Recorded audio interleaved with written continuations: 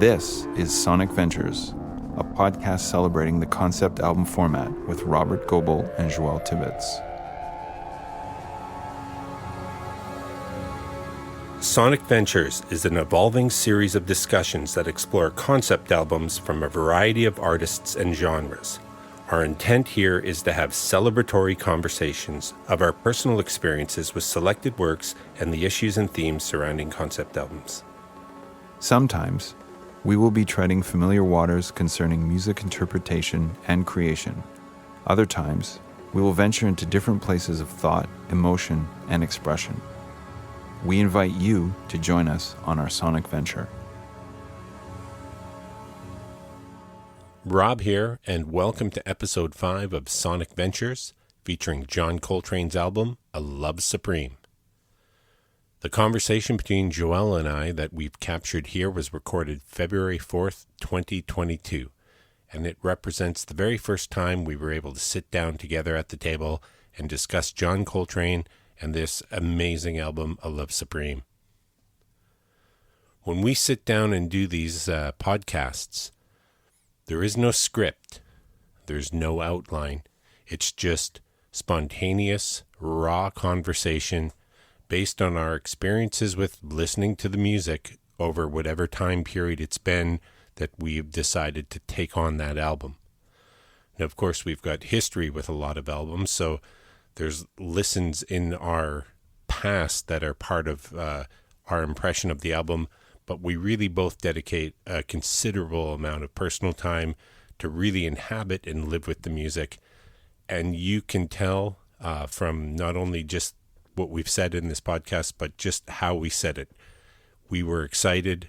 We spent an incredible amount of time with A Love Supreme, and it made for a very lively, sometimes very deep and sometimes very broad discussion. And I'm really, really pleased with how it came together. I love how Joël and I are still developing a vocabulary through which we're going to explore music together. And it's getting easier to do that. We're getting better on the mics. And the discussions, I think, are coming together and building upon each other with a really nice bit of momentum. And we're starting to be able to refer back to past conversations in present conversations. And that's giving us more tools to leverage what we've already done and to hopefully get deeper and deeper into what really is our experiences with what these albums are and how we've experienced them.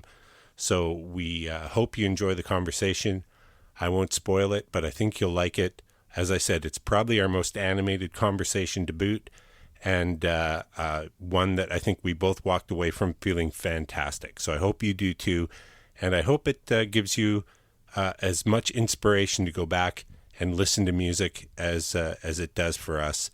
In particular, John Coltrane's A Love Supreme. So enjoy the podcast. Thank you.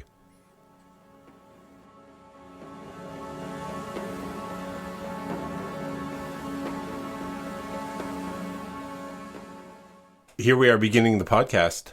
Yes. And I know we have our bumper music and our opening theme music, but all I hear in my head right now is the beginning of this album. So, Perfect. Yeah, as the fanfare just calling us in. Great. That's awesome. And I too have the album in my mind. Yeah. I've been listening to it, of course, a lot. And we had a delay in doing this podcast. We had to move things back a bit, so I've listened to it even more. And I imagine you've done the same.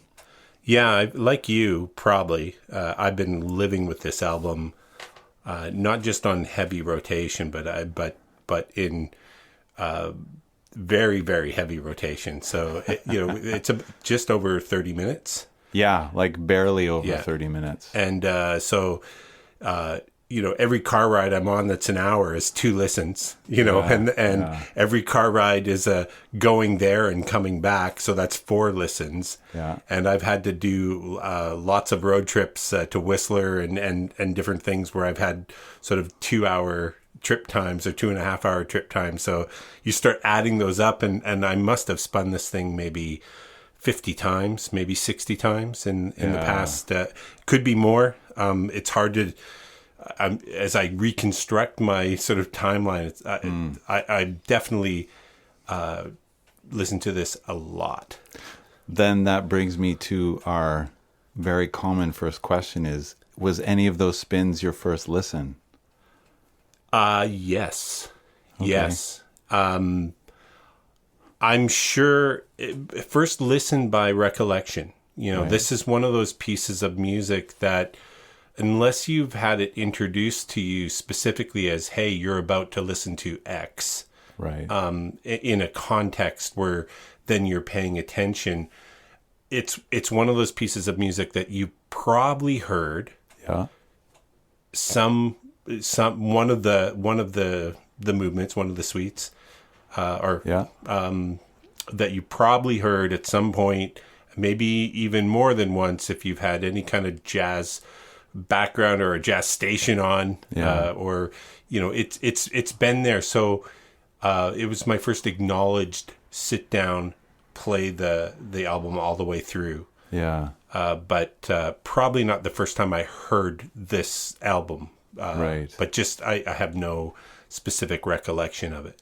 But so in a sense that first listen was pretty exciting to sort of sit down and have the album just kind of wash over me in one setting. Right. So that quite a treat to be able to do that. Yeah, for me, I'm there with you in that this was the first time I had this kind of intentionality with this album. So the first time I heard it, I don't remember exactly when that was specifically, but it was when I was going through the jazz album canon back in my university years. It was there. But honestly, nobody put the finger on it like the finger was put on it this time. There was no one around me saying this album has had this effect. This album has this amazing history behind it and influence that it's had. None of that. It was just one of those another jazz album I had listened to among the other jazz albums. And I know that I've listened to it off and on from that point to now, but still it's this time listening to it for this podcast was the first time I stepped into it with this very intentional kind of listening and deep dive. Yeah. Now, would you say, because I would say this, but okay. Would you say that because you hadn't had it sort of specifically pointed out before, that your sitting down to listen was unencumbered with a lot of baggage of what people had described to you? Like, do you think you had a pretty free and open for this self time? For this time. Well, I think that's a great question, because I have to acknowledge that I'm not the same person that I was back when I would have first heard it. Yeah. So my views on a lot of things, including music composition, performance, those things have transformed and evolved since then. But I think that when I realized that I wanted us to talk about this album, it actually arose out of this unlocalized need for us to talk about something instrumental. So what basically happened for me was I just realized we need to talk about something instrumental. Nothing that has lyrics in it. And so I just went into kind of this jazz mindset, and I don't know why. And then this album popped up. And of course I mentioned it to you, and then your enthusiasm just kind of stoked that fire even more. So I think that this album didn't have any outside, like as a person or some train of thought that I was already in that said it has to be this album because of what it's been. Right. It Yeah. was just very much at this album. Yeah, and that was the nature of that question is like, what were the platitudes of this album? And I recognize that we probably haven't exactly mentioned the album yet. This is A Love Supreme, John Coltrane. Well, we will. Yeah, But yeah. We'll have an intro, but A Love Supreme by John Coltrane. yeah. You type that into Google and you get a sort of 50-year or 60, or is it even older than that, 60-year history of platitudes and achievements and it's so this, it's that. so it to sit down with this, and this is something that both of us really like to do, is to sit down and listen to an album without where you're not having to and sometimes it's impossible, but when the weight of all that isn't sort of creating already an impression or a prejudice or coloring your ability to sort of receive the album for how you're going to internalize it when you listen, can be a bit tricky. And I think both of us had enough distance from this album and from what people had said about it when we started to listen that I think we developed our own relationship with it pretty organically, but individually, right? Yeah, and I think that if I have a very, I think, practical and enthusiastic relationship with jazz. I don't consider myself a jazz player, but if I was a jazz player, this album would have had that with it. I think it would have had that. All those, as you said, platitudes and statements about what it is and what it isn't. And so even me conceiving of the idea of us doing this album, I don't really know where that came from, which I think is great. And I think that one of the things about this album, I think because of where it ends up in our process with these podcasts, is I'm starting to learn a little bit more about where I notice that, okay, I don't want to read anymore about what other people have to say about it. Yeah. Or what I did with this album, which I did more so than with Dark Side of the Moon or Mothers of Invention, which was I looked at things that were on the fringes of it, right? Like I took some time to explore, just reconnect a little bit with the history of free jazz, and some of the places where some music theory and things of that sort. So I didn't look so much at Love Supreme. I looked at some branches that extended away from it or into it.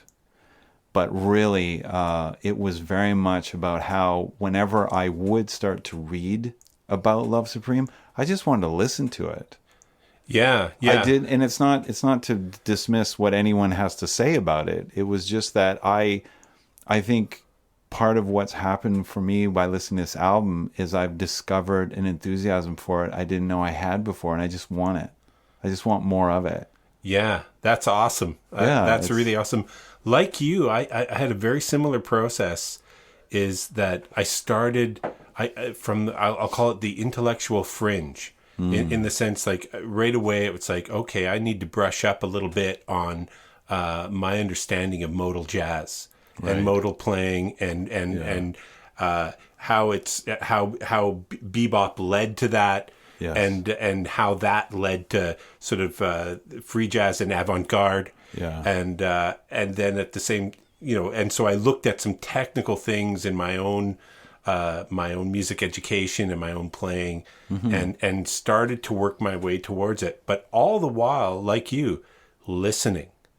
And I started to bring in some philosophy because there's some symbology around the album and stuff. And so I started to look in, I was reading Heidegger, I was reading different things that struck me as little connections to some of what was going on philosophically, potentially with this album. Yeah. But then as I did that stuff, because I kept listening to the album, like you, I found all that stuff, although interesting for me to kind of start to prep at, I just lost interest in doing it and continued to wanting to play the album.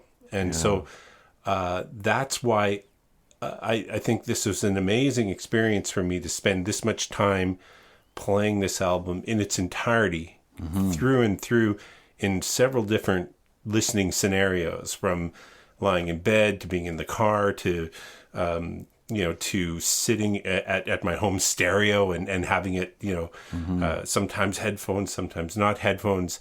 I really ran the gamut, and that became more nurturing to me and more exciting than the technical stuff or the fringe, those entry points into it through jazz theory or through historical theory or through philosophic sort of or ecclesiastical sort of, those were all interesting, but I kept pushing them away to spend more and more time listening. And I found my notebook sitting in front of me with no notes. I just kept listening. Yeah. And that made, and I'm sure we'll talk about it, but that made for some profoundly rich experience with this music and a relationship with this album and with these songs that just continued to gain richness. Like every listen just inspired free thought, inspired a lot of thinking. So there was a real indulgence, a lucky time indulgence that I got to spend doing this. And so it really was nurturing that way. And it was a profoundly important musical experience for me to have been able to have all that time and spend it with this music. Wow. So I'm very grateful that we chose this album. It's the perfect album to do it with. I feel I'm very much in the same place with you in what you've just said. Like I've gone through a multitude of journeys listening to this album since we decided to do it. And it's been really wonderful to have those experiences now, which I won't get into, just from where I am with my own creations musically, my own playing. And it hasn't been about trying to get anything from the album, if that makes sense, in terms of I'm not trying to figure out what's being done. Yeah. I'm simply going into the time of the relationship with that album as it's occurring. And I agree with you with the depth of this album, the performances, the way it's all composed, the way it was recorded. There's this beautiful synergy about the album that was doing the same thing to me that you just said, which is I just want to listen to it. I just want to feel it. I want to be there with it. And like you said, I mean, there's some value in that research or that reading, the philosophy, the theology, the music theory, but really none of those things, and I've said it before, they don't really talk about what's going on. What's going on is what's going on in the music. You can analyze it all you like, but you're not going to really extract everything that's there. And so I remember thinking a couple of weeks ago about how I actually was grateful that I had more time with it before we did the podcast. Yeah, I like you, and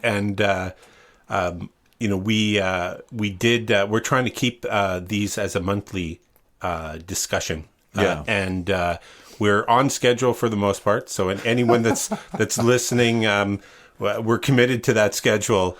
But of course, we are still in pandemic times, and which has other life things that come up as well. That's right, and so it's hard. Yeah, we've had to deal with timing and safety and exposure to different things, and so we equally we've been wanting to have this discussion since we started playing this album, and we've been so excited about. I can't wait to have this discussion, and just so people that might be listening are aware that when we listen to these albums and we decide that we're going to do an album, we do not discuss anything. No. And related to the album, even some of the stuff proximal to the album. Like we're hard. And it's very hard because as I listen to the album, I get excited and I want to call Joël and I want to bring something up in the moment. And so at any given point in time, we want that discussion to happen now. But like you with this, I was grateful for that extra time that, that extra 10 days or 2 weeks that just allowed for more listenings. Because as much as I wanted to have that discussion, I still, the anticipation of having the discussion was something unto itself that I loved. But this idea that I could get more time and we could have a bigger or better or more, amazing discussion, it was all part of that calculus. So maybe we ought to get there then. Yeah, we should have that discussion now. Right now. Okay, so with that in mind, what is it about this album you think that has affected you the way it has? What's going on, Rob? What's my through line? I think that's a good question.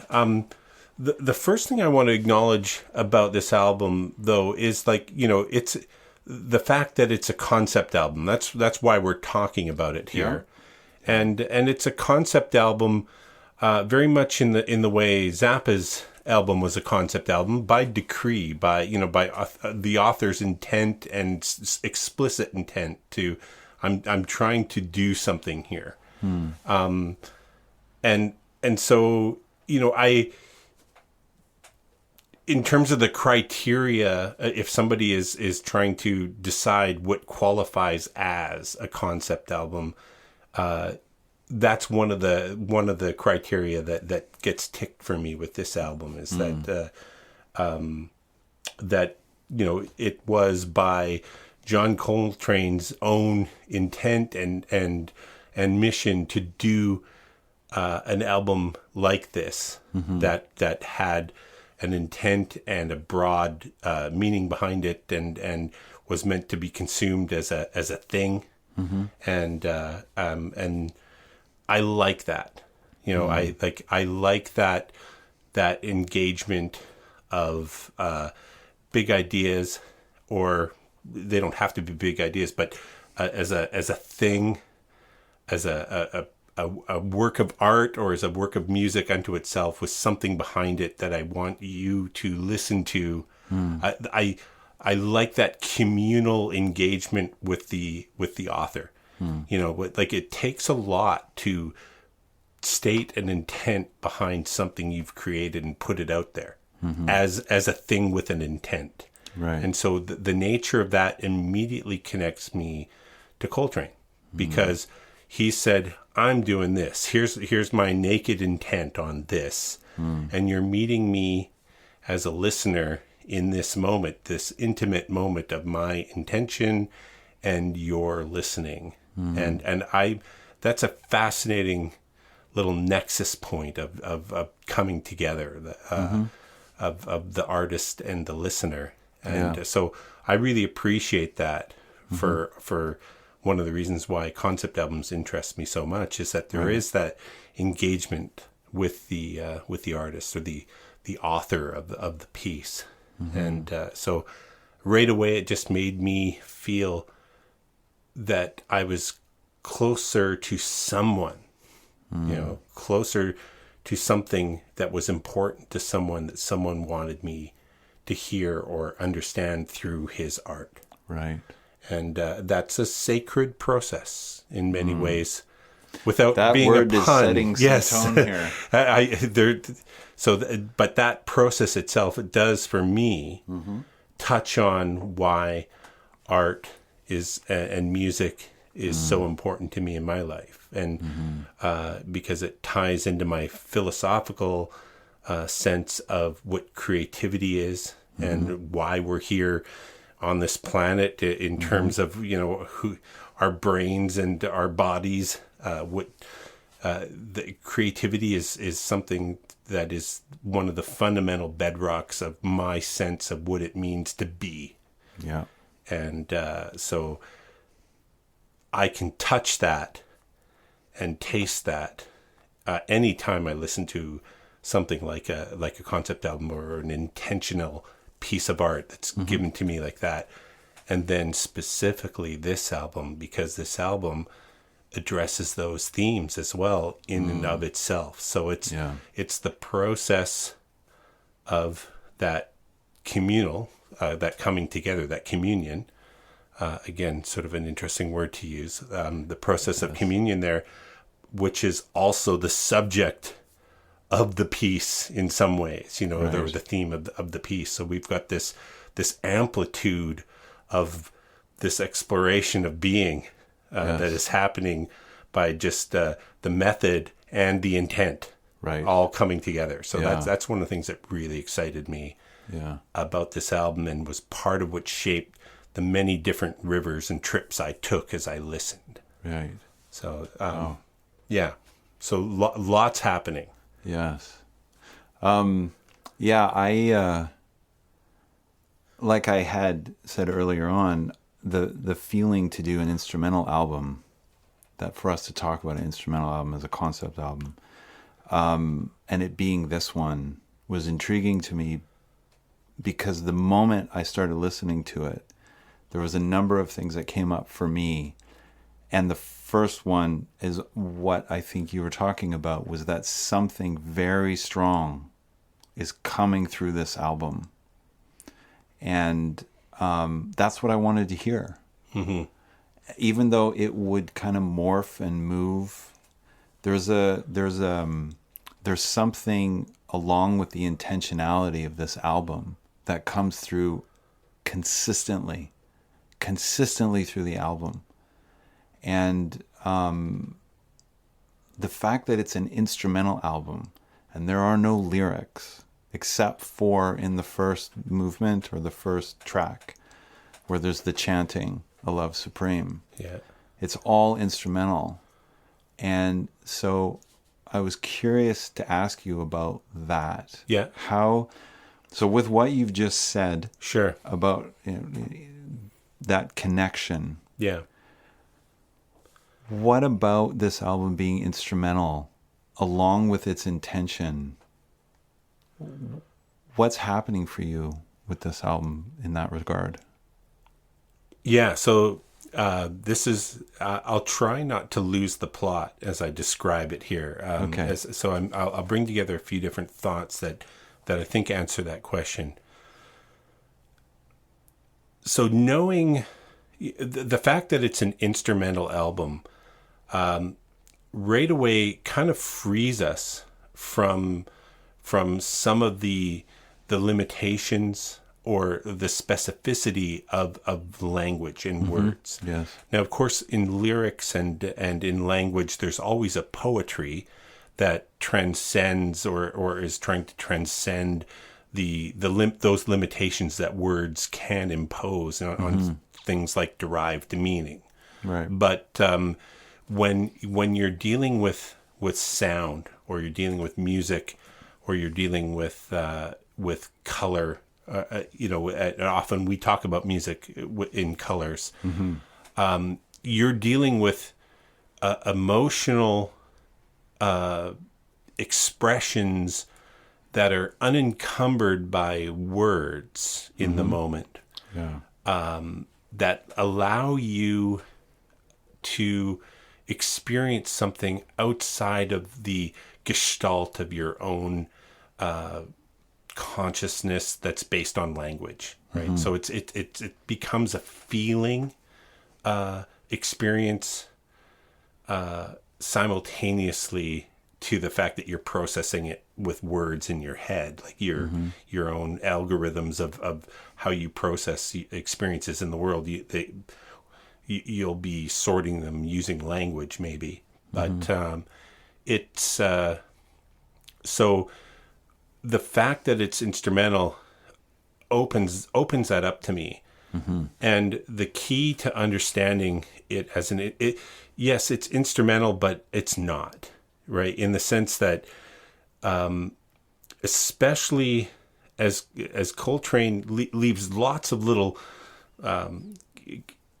keys for us to sort of unlock part of what he's doing here. But what he's trying to do here is he's trying to say something through music that is equally breaking out of the bonds or the limitations or the structural impositions of the kind of music he played in the past, from bebop and hard bop. The move into modal is really about how can I free myself from the constraints of this music structural harmony following the changes and get more to my speaking voice within music to say what I'm feeling, not following a change. How do I lead this? How do I let what I'm feeling lead the way? Yes. Right. Yeah. And yes.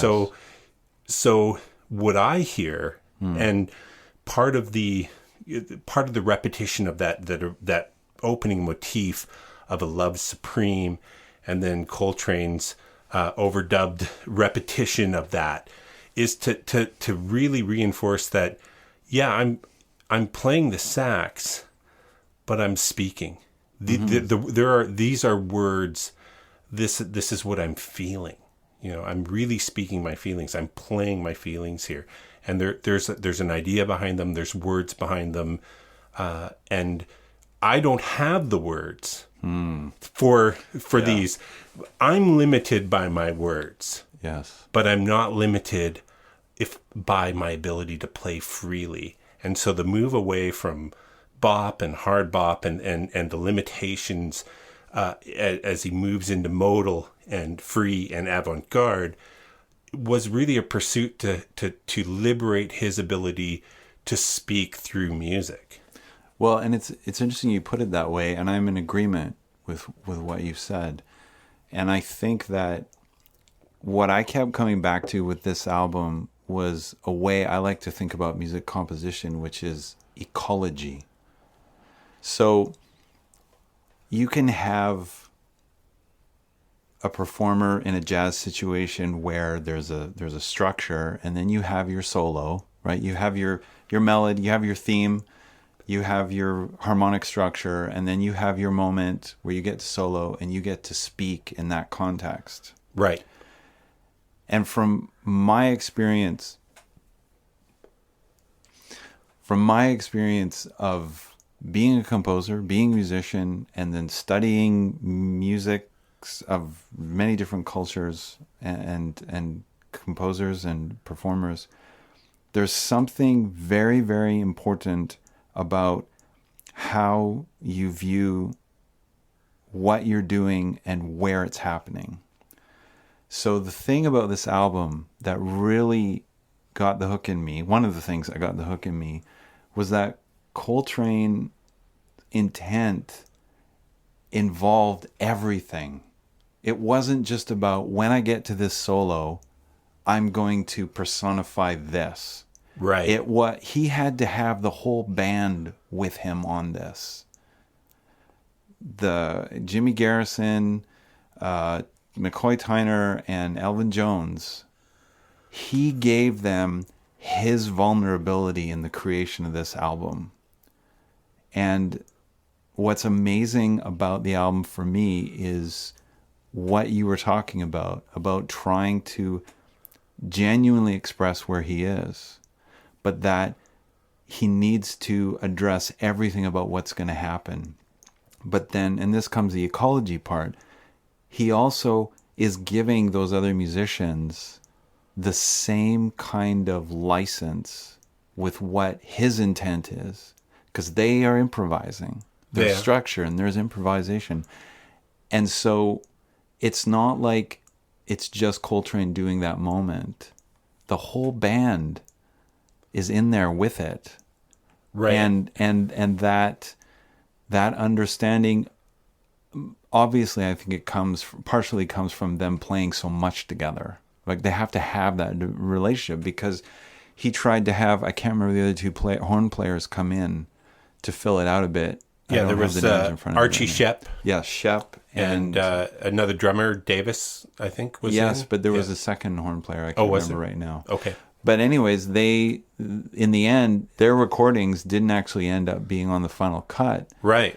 And I've read a couple of different reasons why that would be, but that harkens to the ecology aspect of this album, of the compositional choices he made. He's got that opening riff for A Love Supreme, and he's going to play it in all these different keys, and then he's going to settle into his voice. But then all of that gets moved over to the bass. Right. And the bass is left with carrying that over into the next track. So I think there's a lot of other choices that I imagine we'll get into in the creation of this album. Sure. But he not only was, I think, doing, as you said, to genuinely convey what he was feeling, but he allowed the whole band to be involved in that, and that informed all the choices that they structurally made. Sure. And that this band was so uniquely in its moment, in its time, through their familiarity of playing, their ability to sort of communicate musically as a tangent. I mean, there are several points in the album where you can immediately identify what was happening with that sort of handing off, and yes. I've just heard him do this, like, reaction and action. You can hear the moment of creation. You can hear the moment where one improv inspired the other, and at the same time, in a larger extent, Coltrane's whole position in this band was he was there to react. Like, he trusted them to improvisationally act, and his improvisations were the reaction to their action. So you have this, what is more dangerous, or what is more thrilling in the moment, like the Tyner, when he's playing these amazing chordal chords, on the piano, and just these washes of color and expression that are bouncing all over. Now he's improvising those in the moment, and Coltrane is reacting to those, and while that's happening around him, and the trust and the intimacy of that communication, yes. and the passing of the baton, or the little reactions to something Coltrane played, and it gets played in piano or it gets played in bass, and Coltrane plays it again with a little inversion or a little different, and somebody picks that up and goes with it. All that stuff happening, very unique to where they were as performers, almost like they'd risen to this level of communication with each other that made this album uniquely possible in its moment. And I think, for me, that's why the tracks that worked the best were the ones with just the quartet, because I think that the quartet, as the foundational group that was playing together at the time, it just worked with them. And I think, the nakedness of that also allowed for some maybe more vulnerability from Coltrane in the moment, that just giving him a more stripped down ability to sort of say what he wanted to say. Yeah, and I think when you look at the names of the tracks, you get that in what was already decided, and then what is improvised. Right. Like in a movement like Pursuance, where you have that feeling of, okay, I'm going to do this. And he gives that initial statement of that track to the drums. And when I was thinking about this album, one of the things that came up for me was that Coltrane technically is the only one in the quartet who has a monophonic instrument. Mm-hmm. Yeah.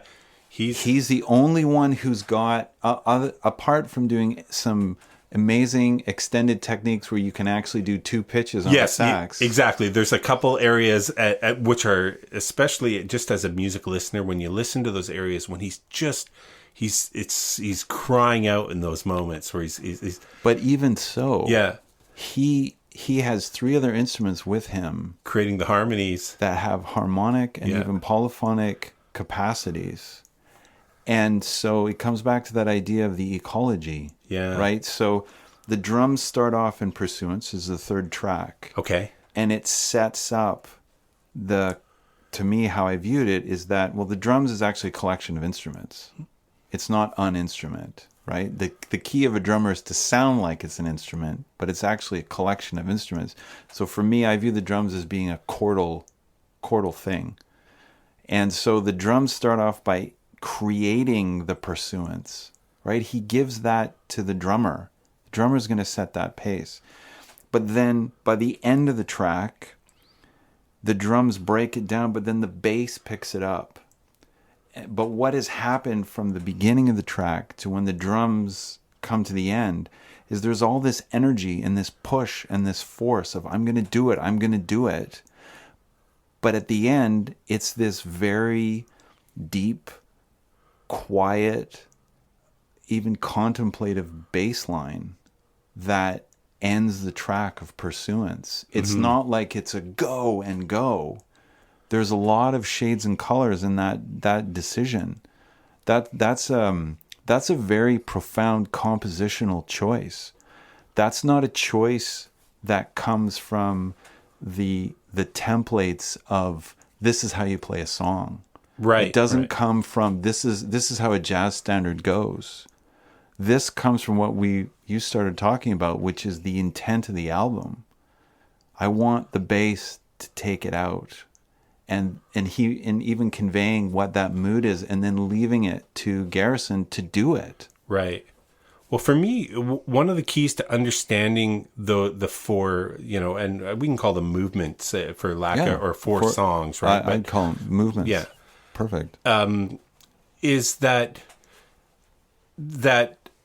the first movement, has quite an intent behind it as a, stating lots of things, which is why a love supreme is repeated in there, because that's the sort of, this is what I'm saying. Here's the cipher.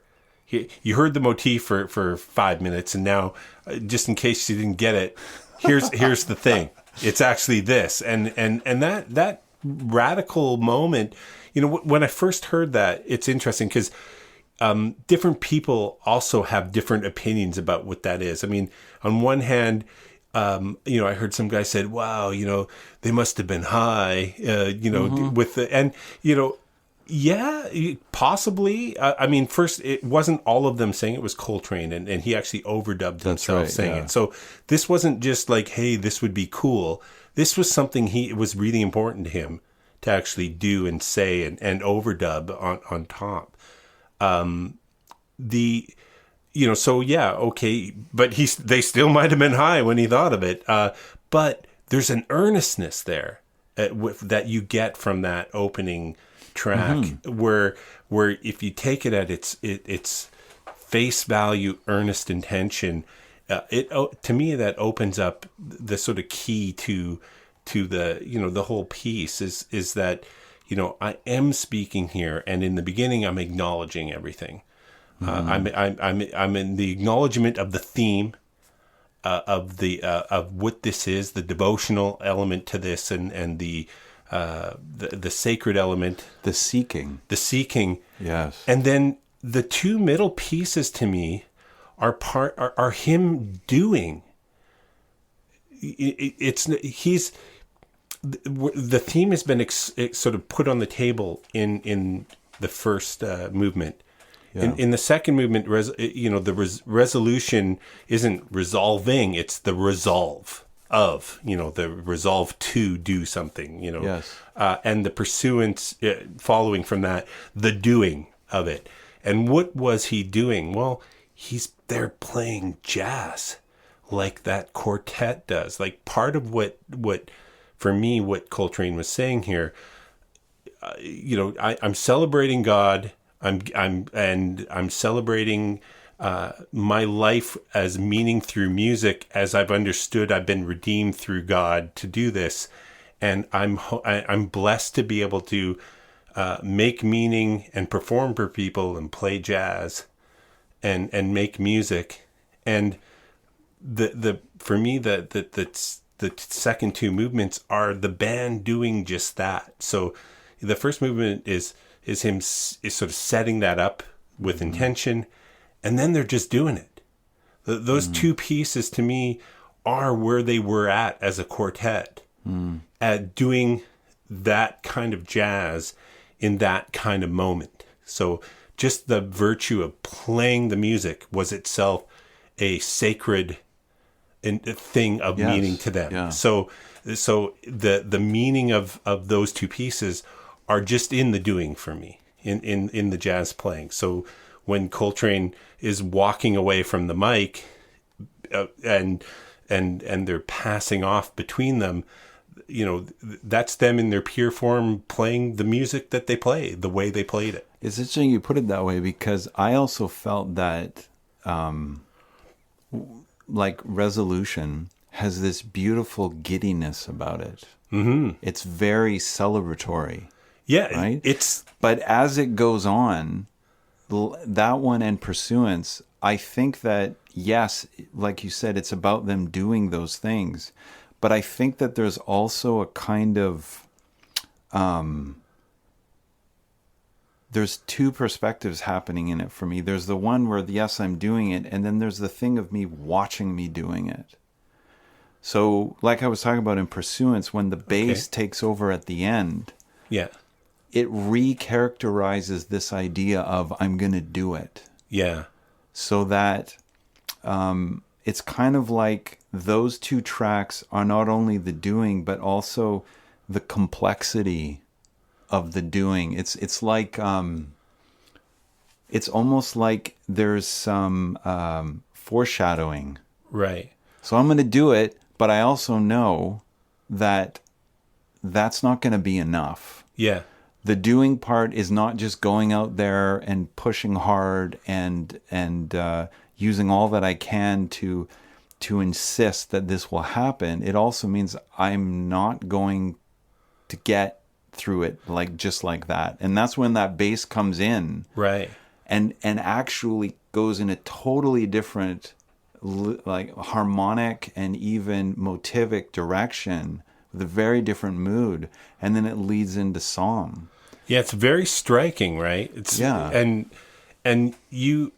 that's where you really see the modal stuff at play, in the contrast between the sort of the I guess you would call it the head or the melody that's there, and then as you can hear Coltrane, and you can hear the piano player when they suddenly free up, and they're you can see the change of voice that goes from melody to just, I'm trying to say something here. I'm trying to do something here. I'm just this, I can hear Coltrane just trying to, as he states a line and then he doesn't quite hit it, and he goes back and he kind of stumbles up through it. But that's what I mean. Yeah. So maybe I'm not characterizing it very well, but it's the thing about the vitality and fragility of doing it. Is embedded in the piece itself. So it's almost like this is it, and this is me failing at it at the same time. It's that genuine. That's it. That's the perfect word for it. It's that genuine in the moment. Like something amazing is happening, something vital, something with an element of danger, an element of desperation, an element of just, I don't want to say, like, genuine was a great word, but just an element of such sublime importance. There is a simultaneity of exploration and experimentation. Yeah. At the same time, and yet it doesn't get in the way of that thing that shows up, that no matter how much we try, we can't analyze it. Right. We can't say what it is. And I'm going to take this opportunity to tell a short story. Yeah. Yeah. So this is something that happened to me. I've been thinking about how I want to convey it. Okay, cool. Because it's very long, and That's all right. we don't have time. Yeah. So I'm going to take a piece of it, even though that's hard to do. I'm going to take a piece of it. So back in my university years, I was at the end of doing my studies, music composition, and I got to meet this composer named Heinrich Górecki, Polish composer, considered to be one of the 3 European spiritual composers. And he came to Vancouver, and due to translation, the Q&A that was going on, that was included students from the university and the general public, wasn't going so well. So there were these 2 particular moments where there was dead spots and nobody was asking anything. Nothing was being said. So for the sake of brevity, I'll talk about the second one. So in the second silence, Górecki said, if you don't have a question for me, I have a question for you. If you take all of Bach's fugues and you put them on a table and you look at them, you can analyze them for harmony, for melody, for structure, for rhythm, for key, all of them. You can analyze them this way. But when you really look at them, they are all so different from one another, and you can't say why. Why is that? And when he asked that question, it blew my mind. It really blew my mind. And when the Q&A was over, I actually didn't know what to do with myself because I was so frustrated by that question is, why is that? I spent hours analyzing music. And you're telling me that there's something that I can't get out of the analysis that is in the music. So basically, where the Q&A was held, I stayed there for like 3 hours in the building. I didn't want to leave the building until I had an answer. I stayed there, sitting on the couch with a grumpy face. Yeah. It's like, I don't want to leave until I have this answer. And then eventually I had to go home, right? I have to leave. They're going to close up the building. It's nighttime. So I leave. And as I stepped out of the front door of this SFU campus, and I took in this big breath of air from this November night, this statement came into my head. Bach was writing for God. How the hell do you analyze that? You can't. We human beings, we watch someone do something amazing. We spend all of this time dissecting what they were doing, how they were doing it, who they did it with, where they were, what did they have for lunch. And yet, we still stand here unable to actually talk about it. And I think that my little story is very much about this album. Okay. Because I think that this album is one of the few albums for me that personifies the transcendent nature of creativity. That it's something Absolutely. that arises inside you, and if you get out of the way, it's going to do something you can't predict, you can't control, and then it'll go on to something else. This album, when I was listening to it as I have now, it was really easy for me to have a simple moment with myself thinking, why didn't anyone tell me about this album like 30 years ago? Why have I had to wait 30 years? And I won't get into that because, as I said to you before, don't do that to yourself. But this album has such a potent, transcendent presence in it. Mm-hmm. And it's the creativity element, the genesis effect of something being created in the moment is so palpable. So yes. you can hear it when it happens, yes. right? And distinct from the pre-planned elements of it, you can hear those things. They really contrast amazingly well, and at the same time thread together so beautifully. So you slip in and out. And this album even uses techniques with sound for altered states of consciousness Coltrane's relationship with Alice Coltrane is huge in how this album came out the way it was. Their relationship around, which was short, around their spiritual needs and views. There's some amazing stuff that's used here that is used to help people go into altered states of consciousness with sound. The beginning, this starts with a gong. Yeah, absolutely. And then the piano, the drums, the bass, and the sax use harmonic language to do very much like what happens at the beginning of Dark Side of the Moon.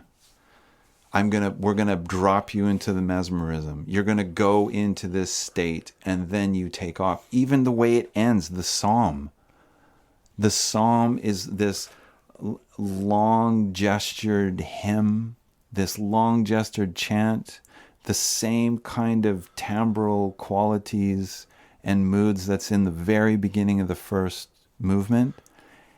And that takes you out of that dive. It takes you out of that journeying. So the part that I found really compelling about this album is, even though it starts with those kinds of techniques to help people or a person move into altered states of consciousness, you can hear it in playing moments throughout the rest of the album. Yeah. Like you said, how they hand off to each other. It's like they're holding they're holding the soul of what they're doing, and they pass it to each other. Yeah, it's like if you've ever seen the movie Quest for Fire, and which was the first R-rated movie I snuck into as a 13-year-old or 12-year-old. Ron Perlman's in it. The tribe has this little spark, this little burning ember and they're guarding it because they don't know how to make fire yet, but they have it, and they're just passing this. It's life, right? It's the life of the tribe. The future of the tribe is in nurturing and maintaining that fire, and the way they pass it off is here is life right here. Yeah, and this album, to me, just is another. I have a number of recordings and that stoke and remind me of the importance of this. It doesn't matter how many notes you play. It doesn't matter when you're playing or how you're playing. That's the thing you connect with. That thing that arises inside of you, that has no name, that has no scale, but it's there. And when I say scale, I don't mean musical scale. I mean just in size and dimension. And I think that this album is even deeper in the sense of this because it isn't held within the hands of a single person, right? So the story I had about Bach, he wrote that, right? So we can say, okay, we can guide it to that. So it's a different thing. But the playing of the other musicians with Coltrane and how they're able to sustain that, it's a beautiful piece of evidence for how you can do it yourself, but you can do it with other people, right? That thing that arises inside you, it arises in other people. It can actually connect you and then, as you said, amplify itself. Right. And there's a convergence there as well, because as much as there's unity in what they were doing, there's multiplicity in the expressions of it, right? Coltrane, what Coltrane was trying to say was not what McCoy was trying to say, right? Like it was, so Coltrane is in one hand, he's expressing what he's trying to express without characterizing it, but the fact that you have this convergence, and I don't want to say divergence, but this almost constellation of light coming out of this moment. Yeah, that's beautiful. And it at the time, it reminded me of something that Heidegger wrote about when he talked about the constellation of truths. Yeah. Right? Yeah. And I wrote an essay on that once, where If you'd like a copy of this essay, please send. That's right. What was it? A stamped, self-addressed envelope and $5 to P.O. Box.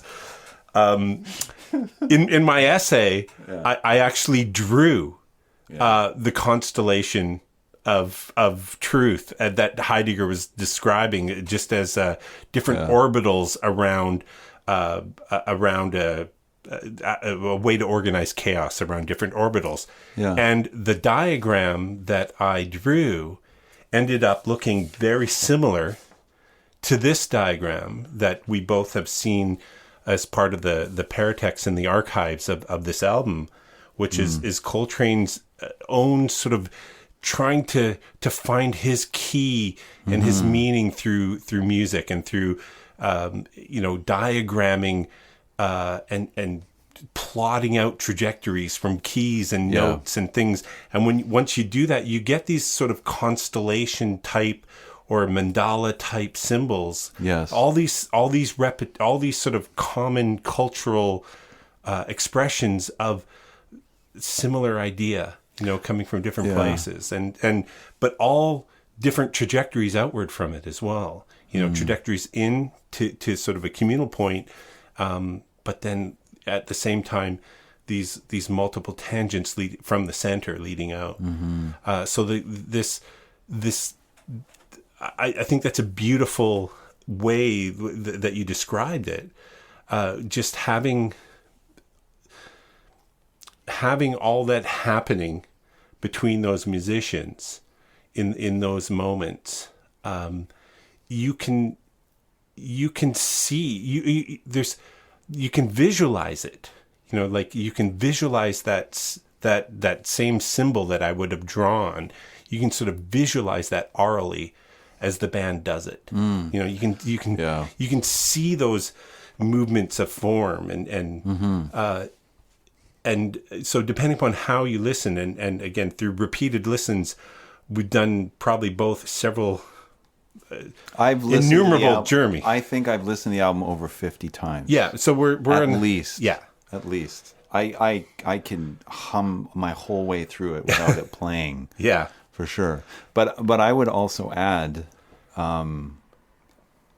to what we're talking about is that then there's the other piece about how back in the day when you were recording albums, you'd go in and you'd do your sessions, and then you'd hear the album, and you didn't actually decide what would get on there.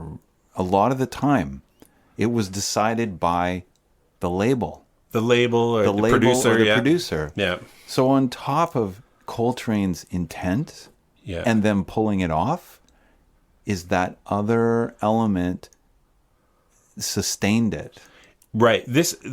Without question, this was a very important moment for him, not just in his career, but,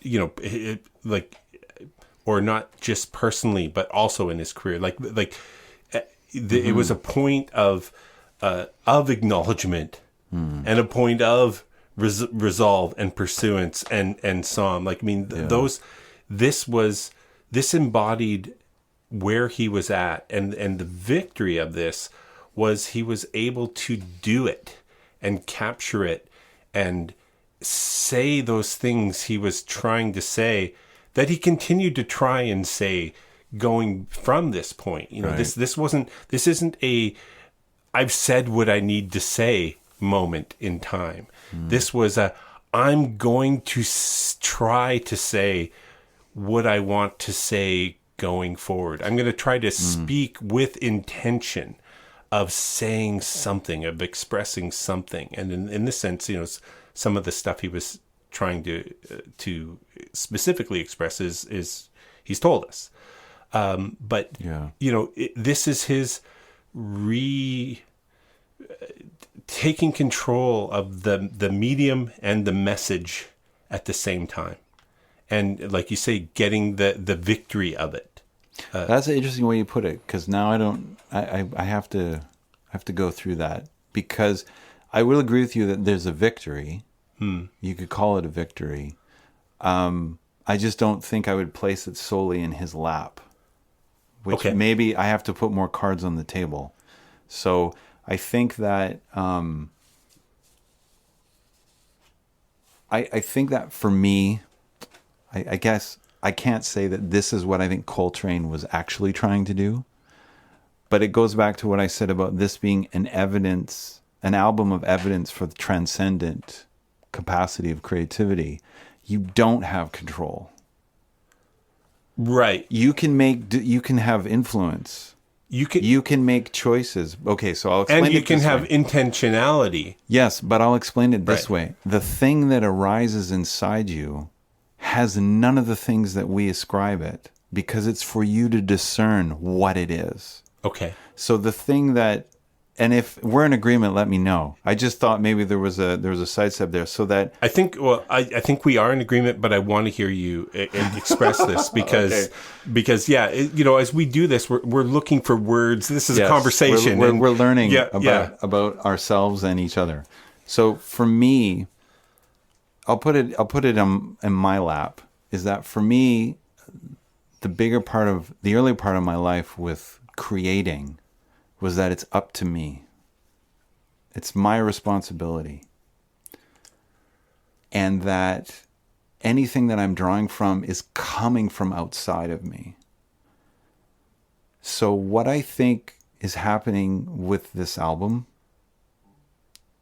and more accurately in my interpretation of this album, is that it demonstrates is the thing that compels you is not the thing that will be out there. You are given the chance to discern it. You are given the chance to interpret it. So I think partially what I'm responding to is the idea when you use the word control. So I find it's a very interesting one to use with this stuff, because I think that all of the analysis that goes into it, whether it's philosophical or harmonic or musical or theological, into anything, it's our beautiful attempt to understand.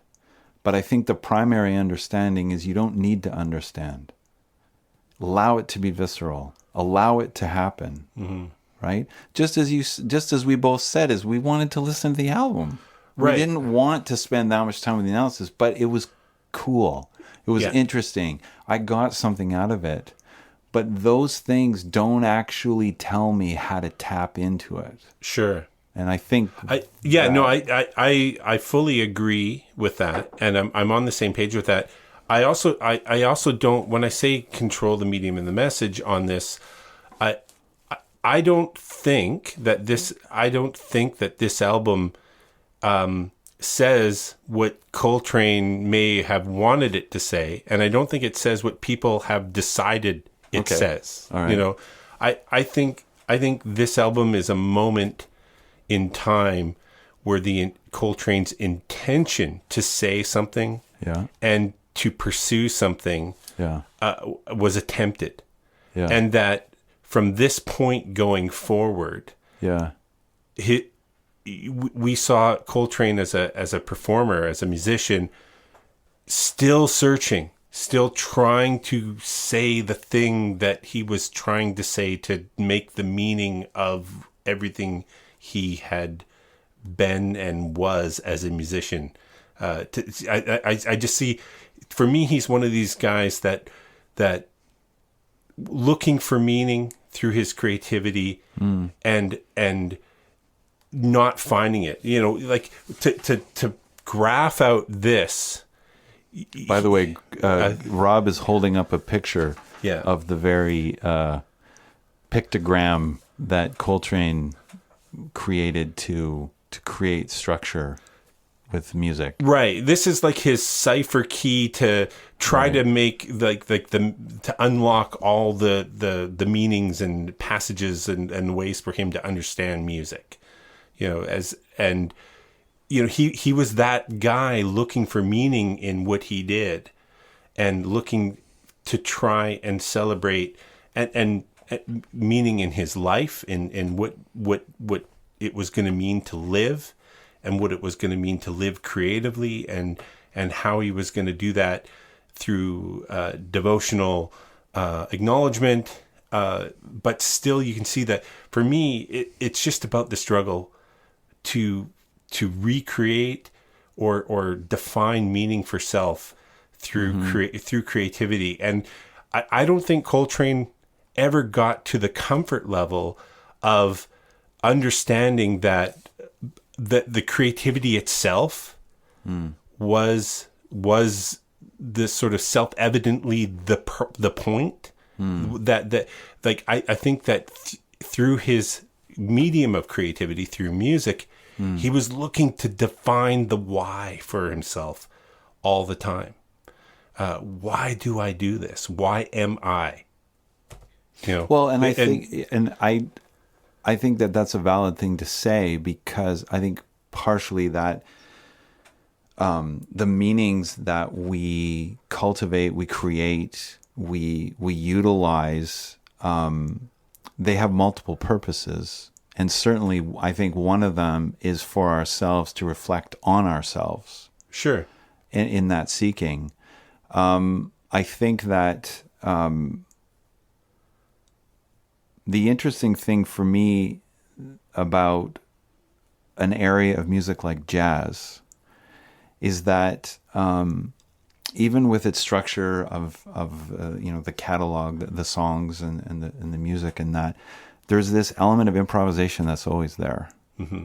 So it's almost like you're always being called to do that exploration, right? And so whether Coltrane felt like, whether Coltrane did understand or could understand that it's just doing it itself is enough, that I can't really speak to. I can't put myself. I don't have that answer. And in some ways I may have overstated that, but that's exciting. But yeah, absolutely. Because the other point is, this wasn't canon for him. Like this was a moment in time that they recorded this and released it. They may have played it a couple of times. Yeah, they didn't play it many times as far as I know. Right. They moved on. He moved on to new expressions, new explorations, new improvisations. So although he had intention in the moment, this wasn't a point of arrival, or a point of like, oh, this is it, here's the message. That this was the attempt at, in this moment, to do a something, and then to do that thing we do. But the thing that I find interesting about this album is that his declaration for doing it, in a way, has nothing to do with music. In a way, it's more to me about cosmic considerations, instead of Terran ones. Well, it's existential and metaphysical. I mean, yes. he's basically, I mean, I don't want to speak too authoritatively here, obviously, but he, through drugs and alcohol, almost lost it all, including his life. Yeah. And even through this process, sort of, he got back on track through, we'll call it, reorientating towards the sacred, devoting a life to what we'll call it his God, but he wasn't by any means fixed or pious. Right. But he needed, like, in order to, when you come out of addictions and you're in addictions and life has fallen apart, and you're the struggle for meaning is not just the struggle for meaning, it's the struggle for the will to live, the reason to live. And when you're a musician that spent the kind of time that Coltrane spent with his instrument, especially through bop and the kind of hours that he devoted to playing, and the whys behind that, having to reevaluate going forward and derive some sort of, why do I do this, and what do I want to do, and maybe this is my purpose.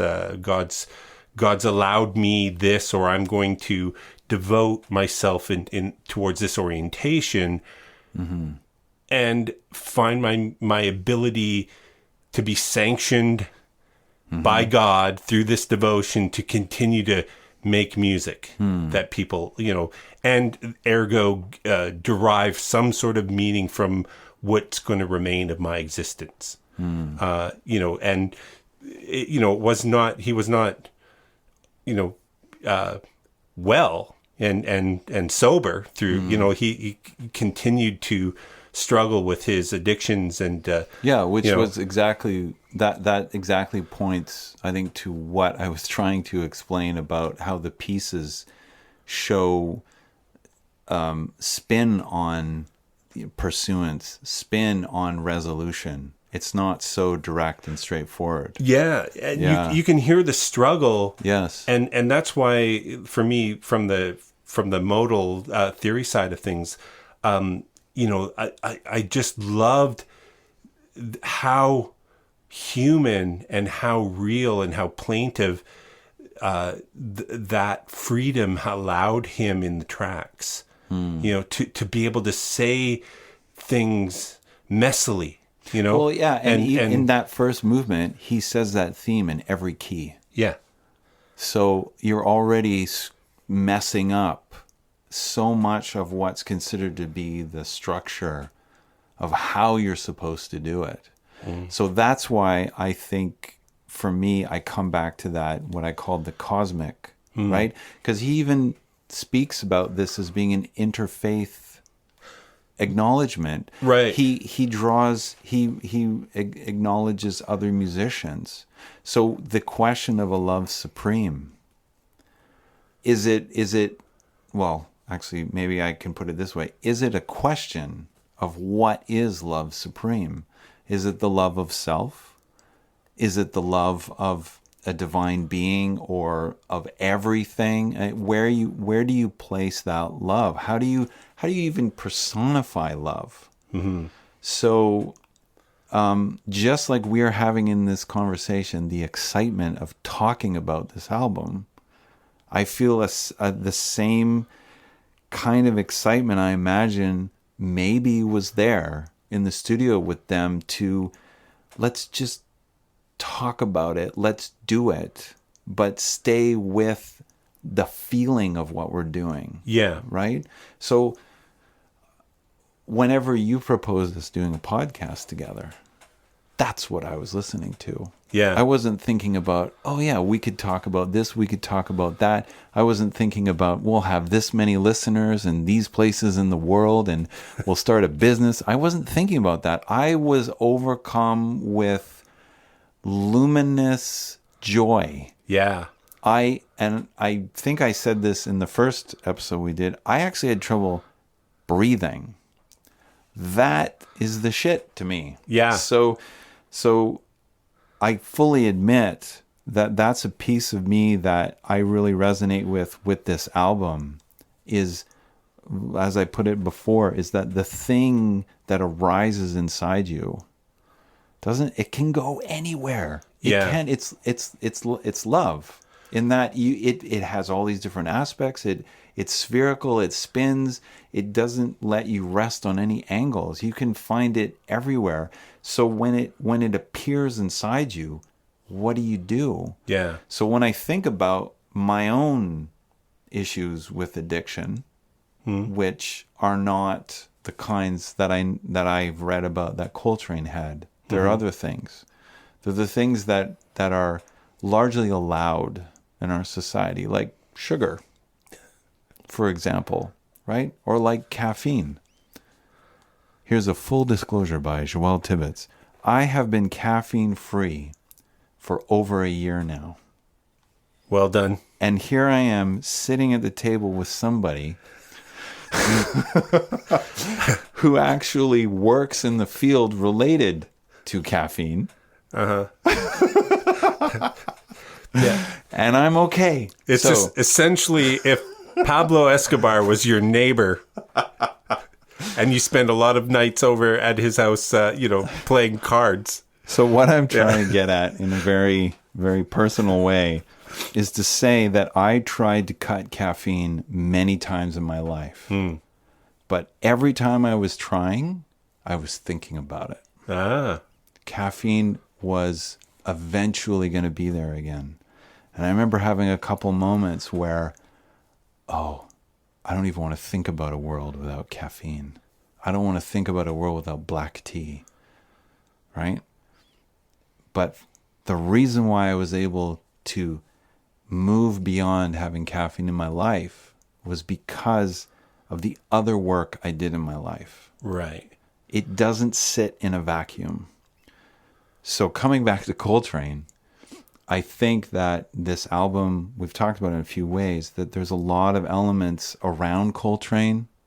And I love the use of you use a constellation, right? There's a beautiful constellation and an ecology about this album.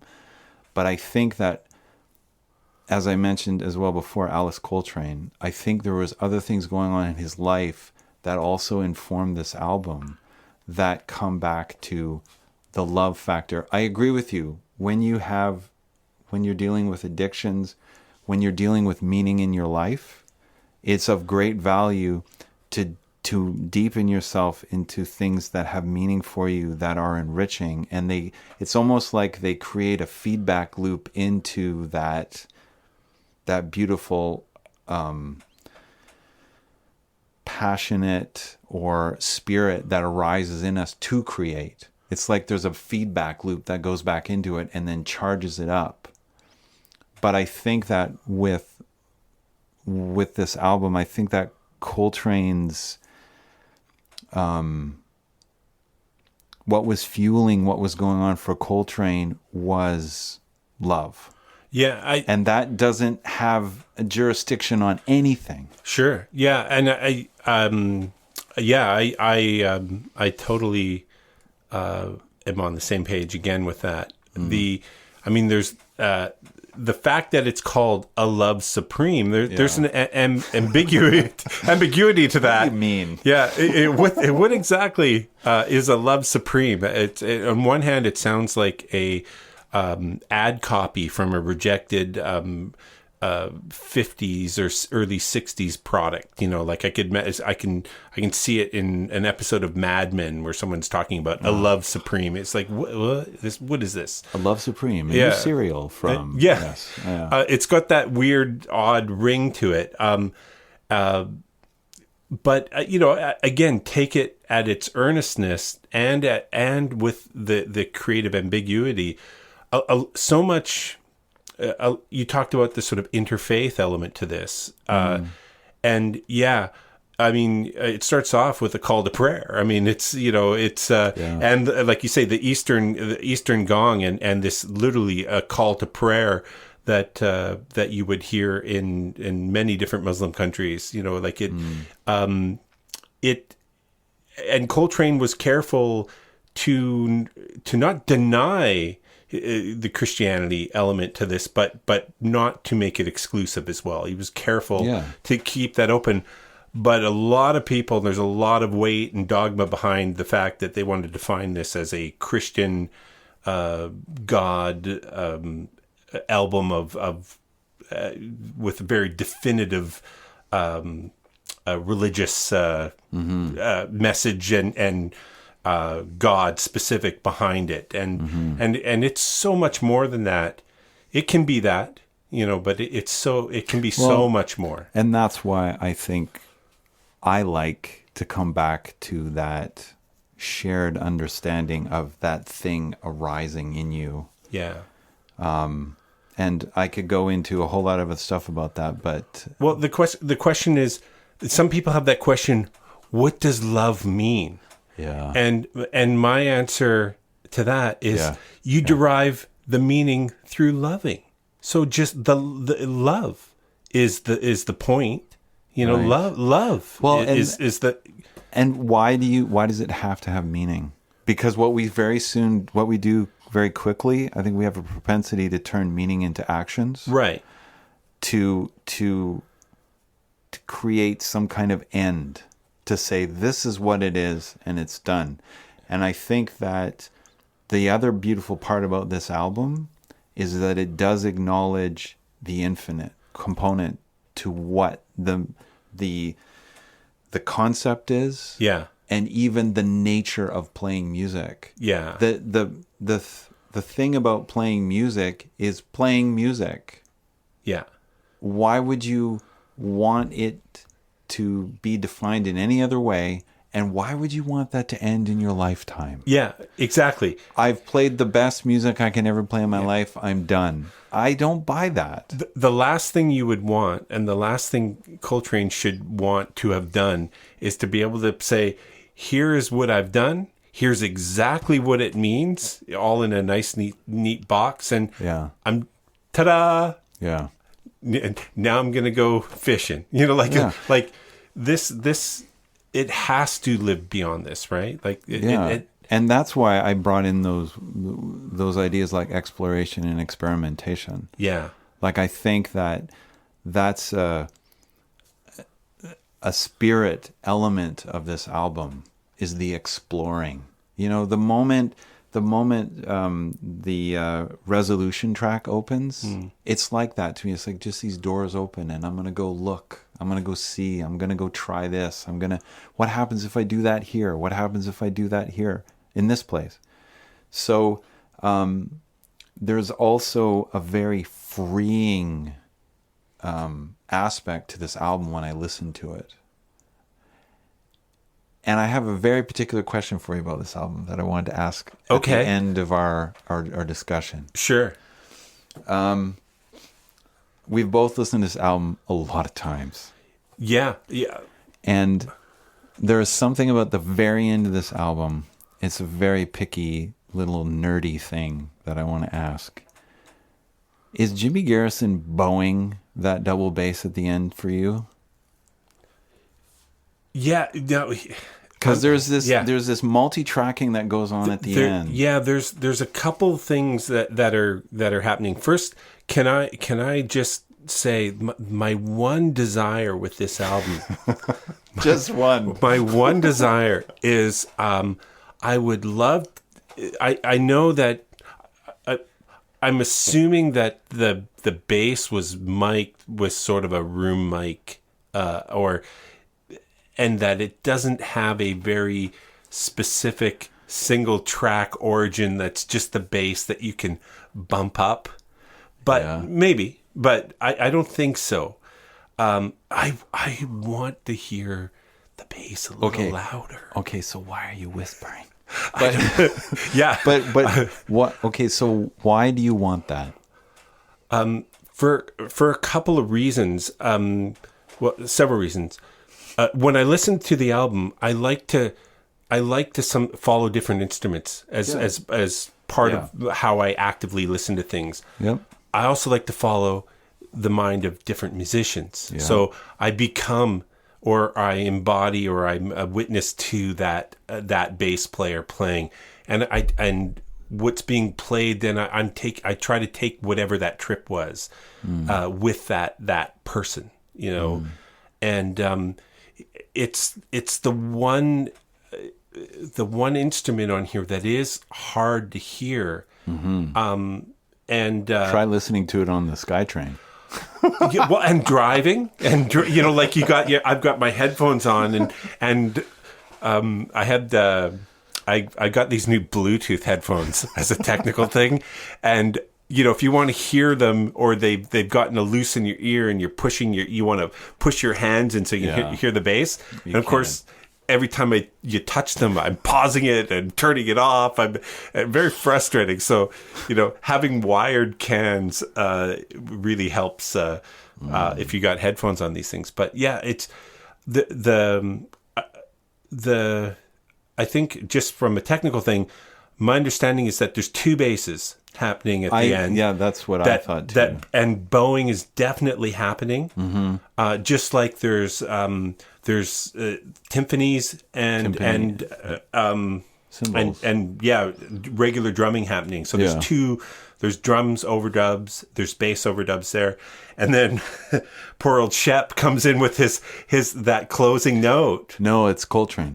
No, it's Coltrane. That's not what I've read. That's not what I've read. Yeah. So I've read that it's Coltrane who dubbed it. Yeah. So on that one, I've read that it wasn't Coltrane, but that it's only recently come out that it wasn't Coltrane.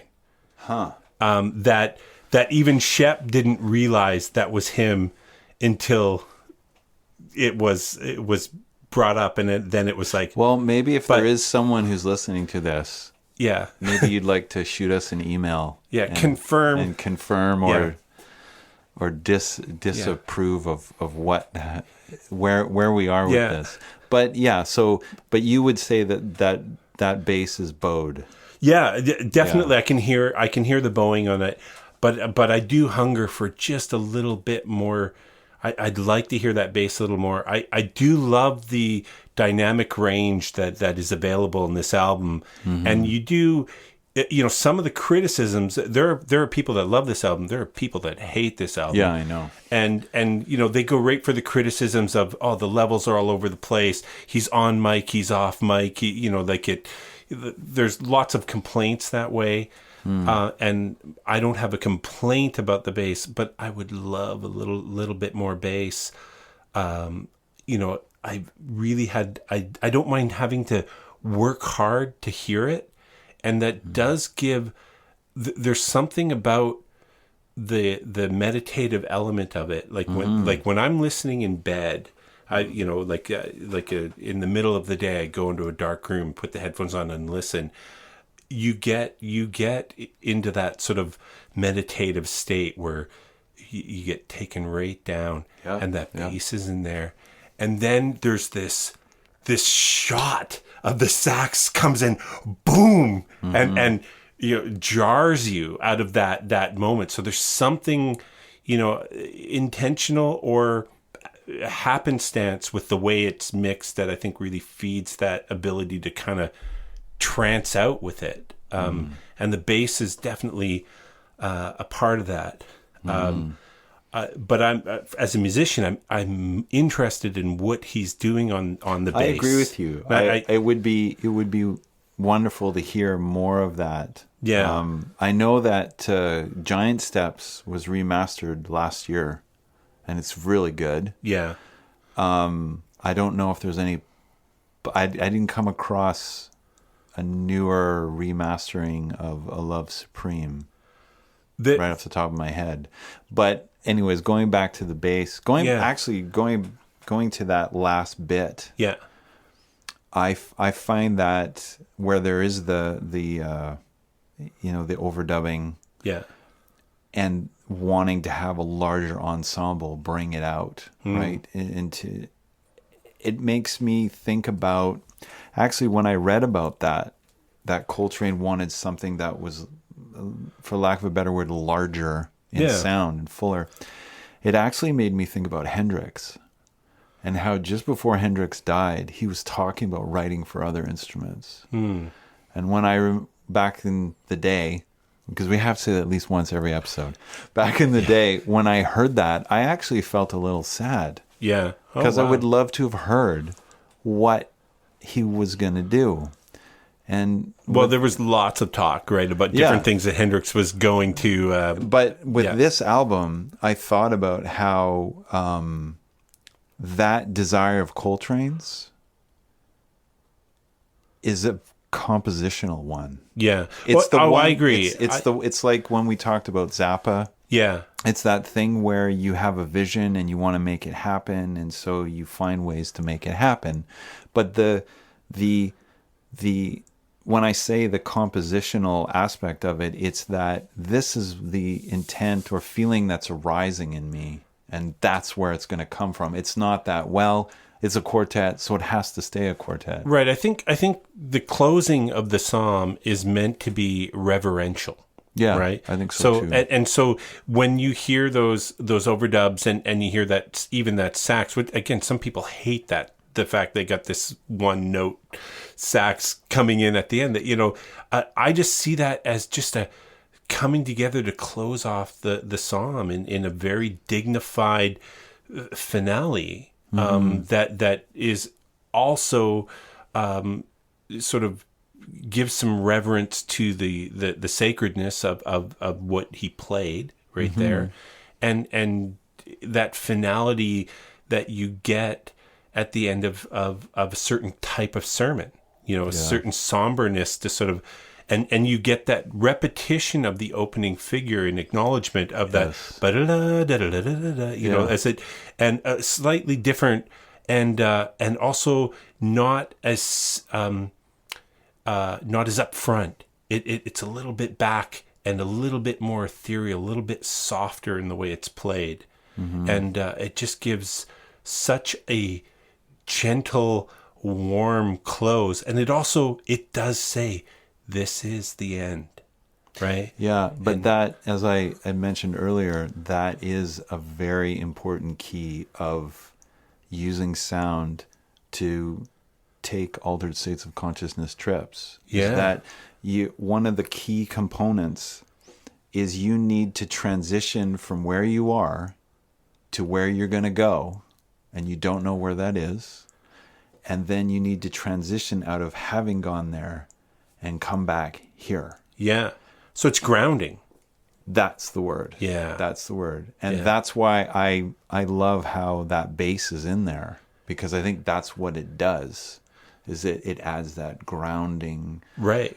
Well, you've got like mood. a pad, right? Yeah. With the bowed kind of just and you feel foundation. It's foundation, Yes. right? Yeah, you do. And as opposed to articulation, right? So it becomes this sort of foundational floor by which the whole that sort of rises up, and even the pluck notes on that like you could that do add articulation to that moment. They're supported by that floor, right? So you've got this. It's almost like the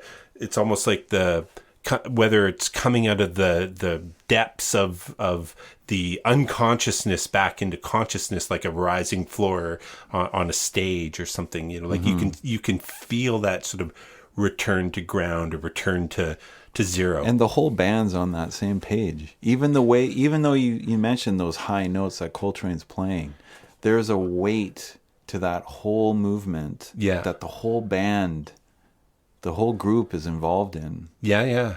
No matter what they're playing.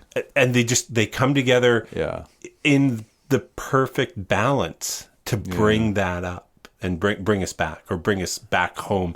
Yeah. Or, there's so many different tangential or just tracks through this that we could have 20 of the same level of discussion, but about 20 different subjects with this. Yeah. One of the thoughts that I had, as I've been playing with how we were going to talk about things, bring it on home, like the sort of the blues idea of bring it home, got to bring it back, you got to come back.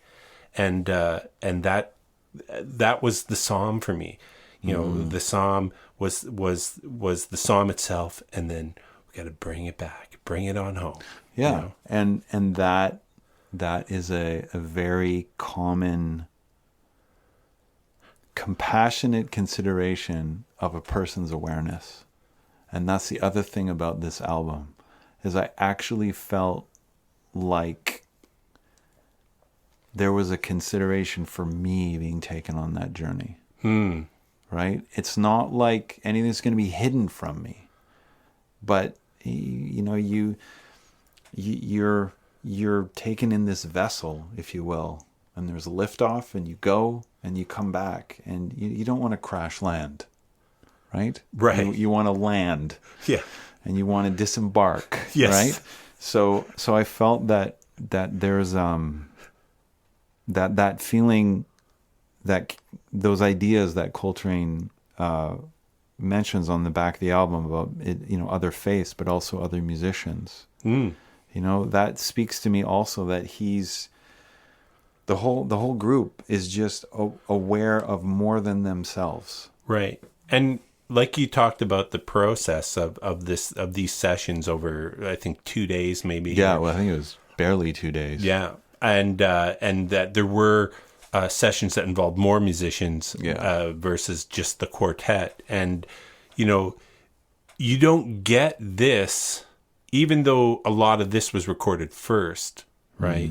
That they settled on the quartet, you don't get that still without the others. Yes. Like, and either the anticipation of the others or the contrast of the others to show what this was, like, so it's all part of the process, and the weeks and weeks of woodshedding he did in his upstairs room, that were part of his prep leading into this recording. You certainly don't get this recording without that as well. But it's it was so much more than any one thing, or limitation of any one session, which is what I think we've acknowledged so far on every album. Yeah, and probably every album we will do. That's talk true. About is that there's just something about phenomena that we just don't get. How all of these things come together and they manifest these albums, these moments. Yeah.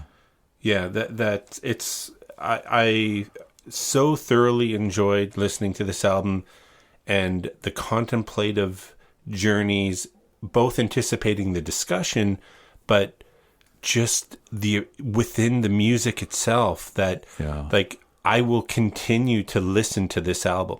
Yeah. Not because we will continue to discuss it. Of course we will. But like this album does have that quality. And I if I was speaking beyond us to anyone listening, I would say, the experience you get from repeated listening to something, and especially to something you might not be as familiar with. We've talked in other episodes of priming yourself to sort of be familiar enough to sort of make some sort of organizational sense of what you're hearing, and so whatever the process is, the time you put in to continue to listen to things, it really yields some amazing opportunities for experiences with music and being a music lover that is itself profoundly sublime. I don't even have the adjectives ready for them. Keep it that way. Because I feel that from you. Yeah. And that, I think that's one of the most important pieces about what I think you're saying is to have the experience. Yeah, have the experience. Listen, the full experience. Listen to the whole album. The whole album. It's 30 minutes long. Yeah. That's barely a car trip. And it's certainly, you can steal 30 minutes away from your partner anytime. Like that's easy to do. So there's no excuse not to listen to this album. And don't listen to this album because that you're supposed to get any specific thing out of it. Just listen to this album and see where it takes you. See if it tickles some little sense of what might be there. Yeah. And then listen again. Yeah. And then see if that takes you. And if it still sort of is inviting, if it's still beckoning, do it again. And just see what that is. I mean, that's why I am so appreciative of the joy that I get and the meaning and purpose I feel as someone that's alive, that is alive and has this thing called music that just gives me so much pleasure. And I'm just very grateful for that. It's a wonderful thing for me to go through life as someone who finds that kind of joy with music and in music, both as a creator, but also just as a listener. And love it. I can only add my agreement to that. This was a great discussion, Rob. Thank you. This was fun. It was good. Like I said, another, we could have 20 of these, like, starting right now. Well, we'll find a way to sneak them into future episodes. We will, because now we're allowed to talk about this. So we can continue to talk about this as part of, the things we talk about. But this is awesome. I really appreciate it as well, Joël. This was great. And thank you for boldly suggesting this album, however that came to you. Yeah, thank it. Don't thank me. Yeah. I don't know. Awesome.